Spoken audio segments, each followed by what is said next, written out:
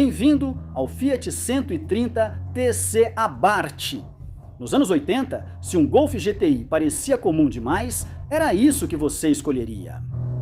Ele era mais rápido, mais barulhento e, no verdadeiro estilo italiano, um pouco mais imprevisível. Este era o hatch esportivo mais rápido da sua época. E muitos dizem que era o mais emocionante de dirigir. Vamos descobrir se isso é verdade.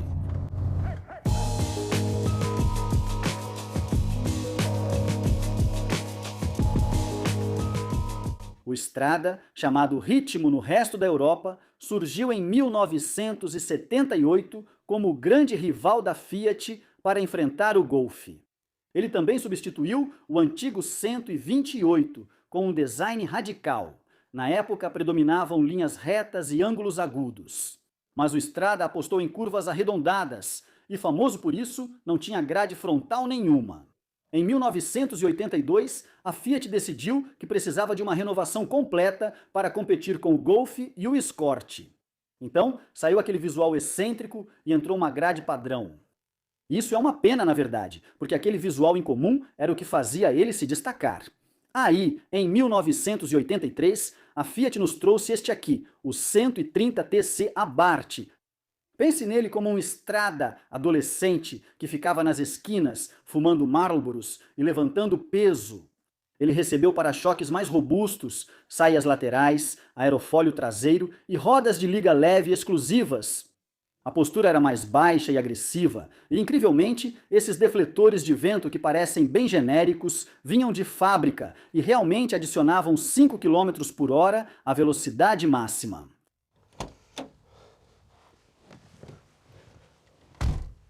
Por dentro, você tem esses bancos Recaro, com apoios laterais absurdamente pronunciados, além de um volante Abarth e um câmbio ZF de 5 marchas com relações curtas.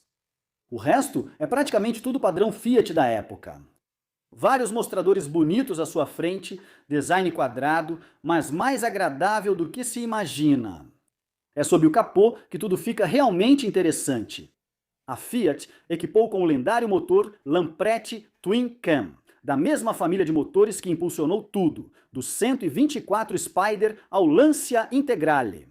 Ele apareceu pela primeira vez no 125 TC, mas nesta aplicação ele tem carburadores duplos, podendo ser Solex ou Weber, dependendo do humor da fábrica enquanto montava o seu carro. Dizem que os Solex não são tão bons quanto os Weber, mas o Mark, dono deste, deixou eles aí e garante que estão perfeitos. Oficialmente, ele tinha 130 cavalos de potência, mas você tem que perceber que, em um carro que pesa pouco mais de 900 quilos, isso é algo significativo, especialmente para o início dos anos 80. De 0 a 60 milhas por hora era feito em apenas 7,6 segundos. Isso era mais rápido do que um Golf GTI Mark Prix, do que um Ford Escort XR3i e até mesmo do que um Astra GT. E a velocidade máxima era pouco mais de 120 milhas por hora. O que diferenciava o 130 TC, porém, não eram apenas os números, mas a forma como ele entregava essa potência. Esse não era apenas um Fiat com um pacote esportivo de enfeite, ele tinha um verdadeiro pedigree. Ele vinha da mesma empresa que construiu os lendários 131 de Rally vencedores e compartilhava um pouco desse DNA. Ele parecia um hot hatch, mas era mais como um carro de turismo júnior. E a primeira série de carros foi até construída na fábrica da Abarth, em uma linha separada.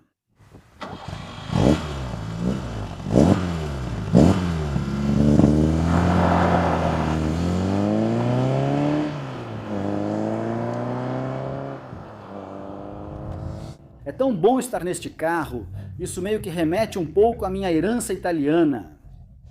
Então eu vim para o Reino Unido em 82 ou 83, mais ou menos na mesma época em que isso estava sendo feito.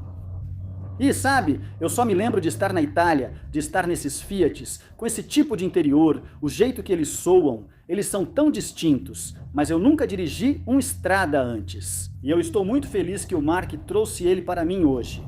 Estou muito empolgado porque, apesar de ter várias limitações, e eu vou falar sobre isso enquanto a gente anda, eu já estou um pouco apaixonado por ele. E só Ok, vamos começar falando sobre a posição de dirigir. Ouvi dizer que isso é estilo italiano, com pernas encolhidas e braços esticados, e até certo ponto é, mas não é tão ruim. Isso não atrapalha na hora de dirigir. O que é estranho são esses bancos incríveis. Agora, eles até têm o buraco para um cinto de competição, se você quisesse usar um cinto de competição completo, mas nenhum cinto de competição está instalado. Felizmente, eu odeio essas coisas. Mas eles te prendem de um jeito absurdo para um hatch esportivo. É realmente um banco de corrida. Curiosamente, eles se inclinam para a frente, embora pareçam conchas, e toquem o teto. Isso dificulta entrar no banco de trás. Mas também são bem rígidos, sem muito acolchoamento, inclusive nas laterais. Por isso eles definem a sensação do carro. Vamos colocar o motor à prova. E eu te conto mais depois disso.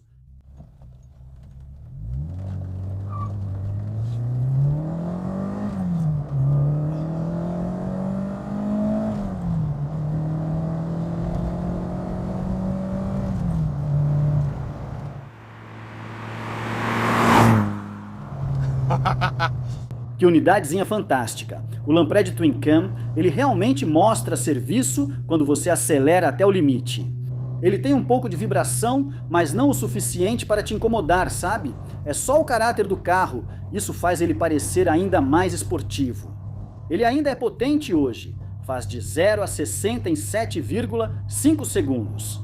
Parece até mais rápido por dentro, já que o isolamento acústico não é tão eficiente. A suspensão é bem saltitante, então você acaba pulando para todo lado.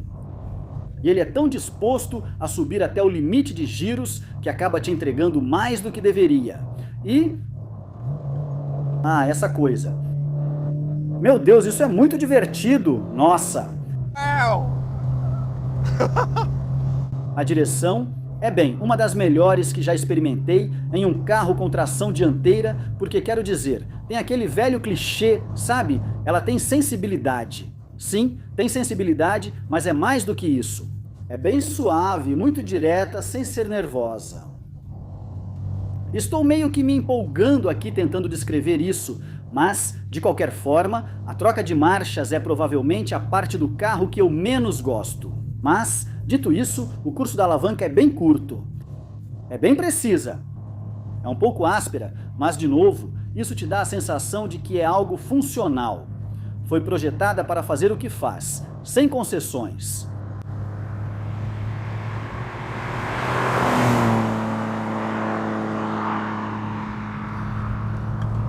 É simplesmente muito divertido. E a suspensão realmente é bem rígida. Quero dizer, você sente tudo o que está acontecendo embaixo de você.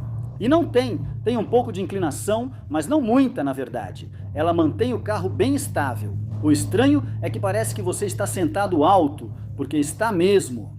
Estranhamente, esses bancos eles poderiam ter colocado pelo menos uns 2 centímetros mais baixos. Não tem nada embaixo deles. A plataforma onde eles são montados é bem alta. E eu realmente não sei por que fizeram isso. Teria sido melhor mais baixo.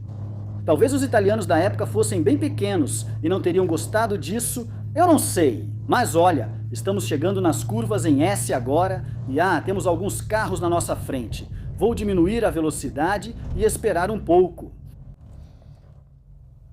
Beleza, e como não passe de mágica, na estrada está livre, então vamos lá.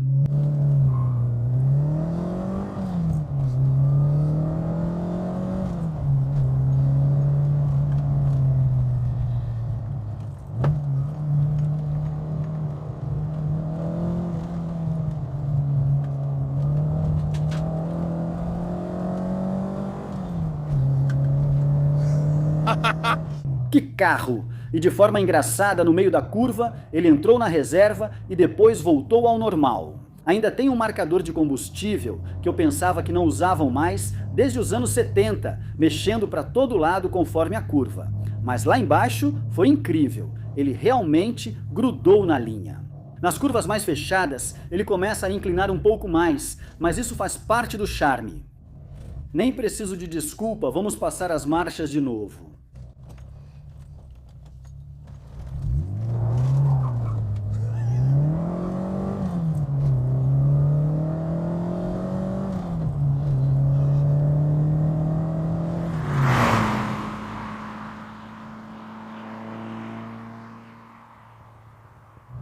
Isso desperta o lado arruaceiro em você. Sinceramente, não achei que seria tão diferente. É bem distinto de um Golf Mark Mir ou 6, muito mais afiado e agressivo. Como eu disse, isso desperta o lado arruaceiro. Estamos no S de novo. Nossa, eu adoro isso.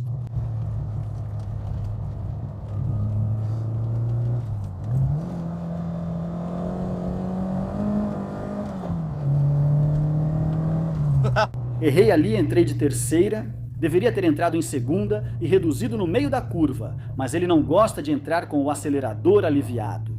Assim, pode ocorrer um pouco de subesterço. Você quer entrar com o acelerador progressivamente e aí ele faz a curva de forma absolutamente brilhante. O motor basicamente tem muito fôlego em médias rotações. Ele vai puxar até o limite, mas perde um pouco de fôlego perto do corte, o que é normal, eu acho. Mas puxa muito forte ali entre 4.000 e 5.500 rotações. Bem vibrante, um barulho de escapamento bem legal e olha, esses carburadores Solex, não sinto nada de errado com eles. Está fazendo tudo exatamente como você gostaria.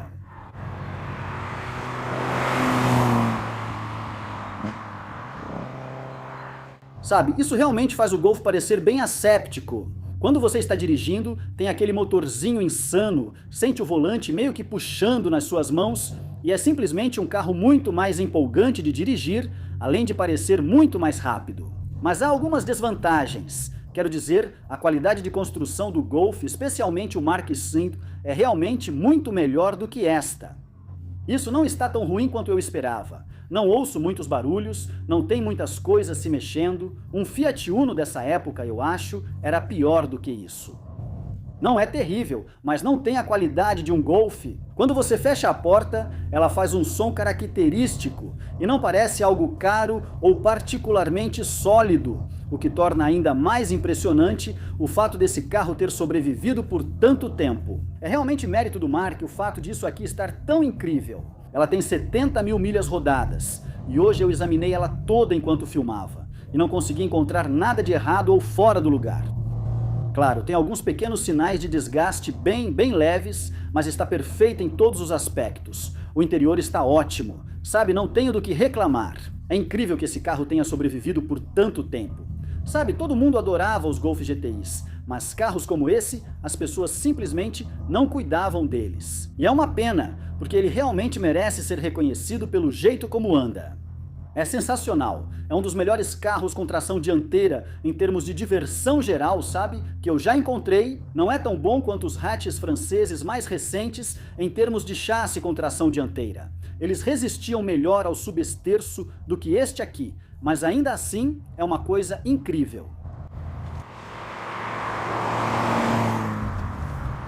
Os freios são ok, mas nada de especial.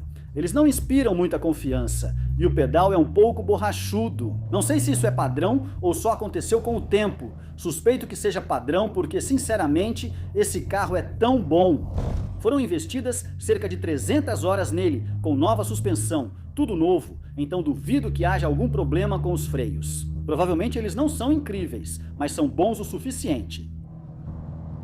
Tem colunas na frente e braços semi-arrastados na traseira, que é igual ao Golf, mas o carro tem uma sensação totalmente diferente.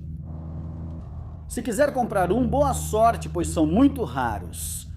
Agora tem o 125TC, que ficava abaixo desse, e o 105TC, que é a versão 1.6 com 105 cavalos de potência, tinha a frente original, que você pode gostar ou não. Eu gosto, mas obviamente entre o 125 e o 130 não há uma grande diferença. E supostamente o 125 ainda tem o prestígio extra de terem sido feitos na linha Abarth. Mas este aqui, obviamente, vai ter um pouco mais de desempenho. Se quiser comprar um, tem um à venda agora. Não sei nada sobre ele. É um carro cinza, similar a este, anunciado por 16.000 libras. Uma coisa que eu percebi é que o volante não é original e ele não tem os acabamentos icônicos Halford nas laterais, mas tenho certeza de que você pode conviver com isso. Se você quiser comprar um hatch divertido do começo dos anos 80 e ser um pouco diferente, não seja igual comprando um Peugeot 205 ou algo assim, então eu realmente recomendo que você escolha um desses. Você não vai se decepcionar. É muito divertido de dirigir.